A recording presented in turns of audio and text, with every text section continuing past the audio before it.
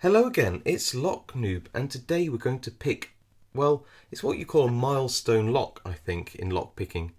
So, ever since I heard about Abloy locks, the disc detainers that they make, I always thought they'd be completely unattainable and unpickable to me. Mostly because they have a particular profile, they need a specific tool or tools to pick it. They are a disc detainer, not a standard pin tumbler or lever lock. They also are known to have good true and false gates, great tolerances. It's just one of those locks which I always thought would be a bit out of my reach. Then came along Baldy locks. Baldy locks is a friend of mine. He's a moderator on the UK Locksport forum, and he designed a tool and got help from somebody called Jim Sis on the UK Locksport forum to make the handle, and he developed his own disc detainer pick. Now, you will either have seen a video on this pick itself, which is actually a universal pick designed to pick disc detainers and lever locks, or I'll make the video at a later date and you'll see it then. So I won't go too much into detail on the tool other than to cover the basics of. So the basics of this Abloy tool are you have a picking tip, and this is in a sort of a half moon shape. That obviously needs to be half moon because the discs themselves have a half moon opening for a key. And then you have this really cool crescent shape picking tip, which is incredibly fine, really fine. I believe it's 0.5 millimeter, and this isn't hardened either, so it's a really soft steel tip, all hand filed. So and this is all done by Baldy Locks. Please go check out his channel. He's such a good picker, such a nice guy.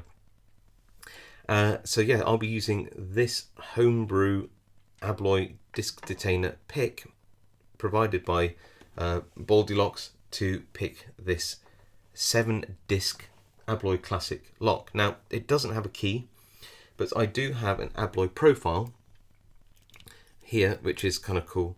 And you'll see that this actually has a few more discs. I believe this has 1, 2, 3, 4, 5, 6, 7, 8, 9, possibly 10 discs. I'm not an expert. Somebody will tell me in the comments. So it's just got 2 or 3 more discs than this one, but essentially works the same way. The difference between this and that, really, for the most part, are that you have a profile in the keyway which matches the profile on the key, which is a good way to make sure that you kind of can have different key sets to matching lock sets, which is probably useful in some buildings. I'm not an expert, and clearly there's a profile disc at the front, and I think if you look down you can't really see any other profile discs all the way down the pack there. How do these disc detainer locks work? Well, just like any disc detainer, you have cuts at different angles. As you insert the key and turn it, the discs will be turned proportionately by the depth or angle of the cut. So obviously the deeper or more angled the cut, the less the disc rotates.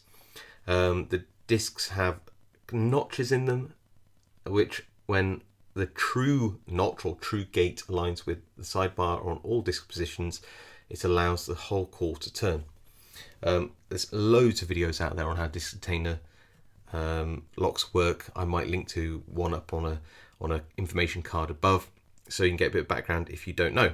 Anyway, we're 4 minutes in. I've done a pretty big introduction. This is going to be, I think, the 4th time I've picked this lock. The first time took me 50 minutes, maybe even an hour. And then the second time also came down and down and down. So I'm hoping for at least an under 10-minute pick. That would make me really happy. All right, wish me luck, and I'll see you just in a second. So here we are, a bit of a weird angle, cleared away a lot of stuff on my desk. It's very hard when you think about it to have a sort of a lock in a vise like this one, very stiff shackle, and a tool which is very tall and allow you to sort of see in, because a lot of my picking is going to be like this, which isn't great, but I'm trying to get it so that you'll see my movements and you'll see the full pick in shot. So I suppose it's better than nothing. First thing to do with all disc detainers is actually choose the side. So I'm going to put a Z wrench in. You could put the back of a standard L wrench and just turn it to one side. I'm going to choose to turn it clockwise. I'm going to pick anti-clockwise. Then we're going to get the tool. Just a reminder that the back isn't actually the pick tip, it's sort of reversed. So this is a tension tip here. And the front turns this crescent picking tip. We're going to insert the tension tip all the way down, and we're going to apply what I would say is light to medium tension. It needs to have a little bit on there. And then we're going to go through the disc pack. I'll probably call them pins and levers as I go through.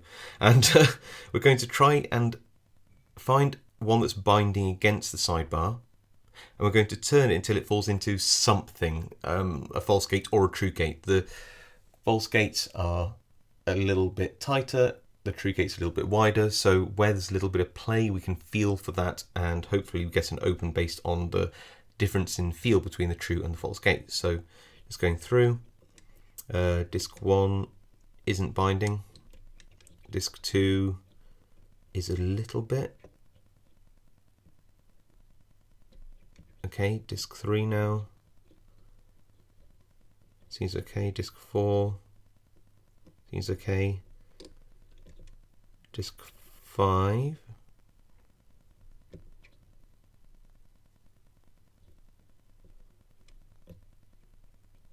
into something, disc 6, where's disc 7? Disc 7 I think.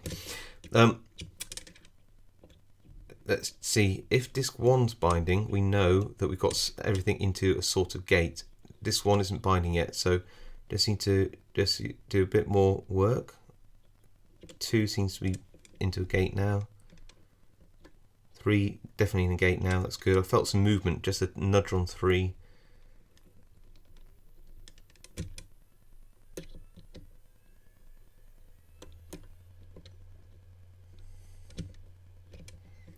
Okay, let's go all the way back to the top. Try, yes, that's good. So on this particular lock, I know that we are okay in terms of everything being in some form of gate or something.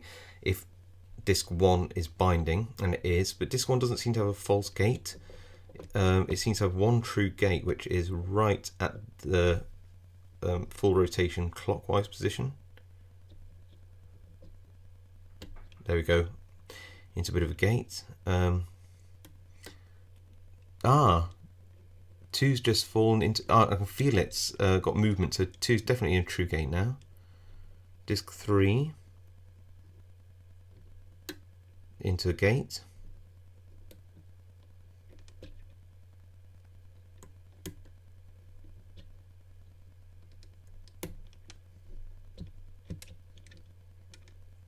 Disc 4, loosen off some tension. There we go. Disc 4. Let's go back through. Let's just feel this. So 1, a movement in a gate, true gate. 2, disc is in a true gate. 3 and 4 appears to be in true gates. 5 appears to be in a true gate. 6, now 7.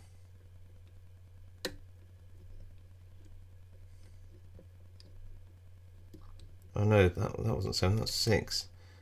Let's try it again.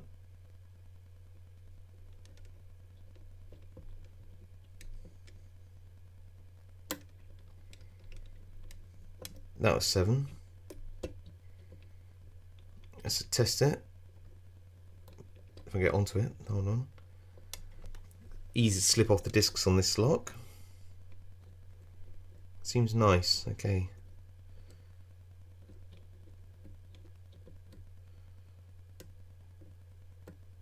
Oh, and we hit 5 and we got an open. So I think that's it, yeah. So here we go, just remove the picking tip.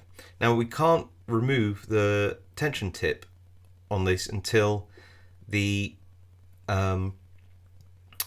discs are freed up, and the only way to do that is to lock it back up. So I could remove it now, but it would lock the whole lock back up. I don't want to do that, so I'm just going to gently support this, undo it from the vise, turn it around, and I'm going to gently pull this very stiff shackle. There we go, we have an open. But like I said, I can't retract the pick tip. I don't think so. I've tried, and I think I've got to lock the lock back up to do that. So I'm going to do that now.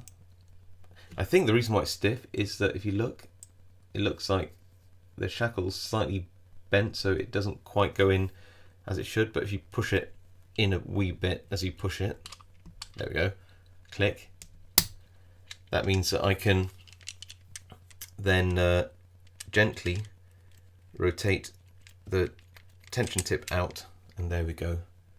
So that is this really nice classic Abloy classic core disc detainer, false gates, 7 discs, absolutely lovely. Thank you so much to Baldylocks for lending me this tool.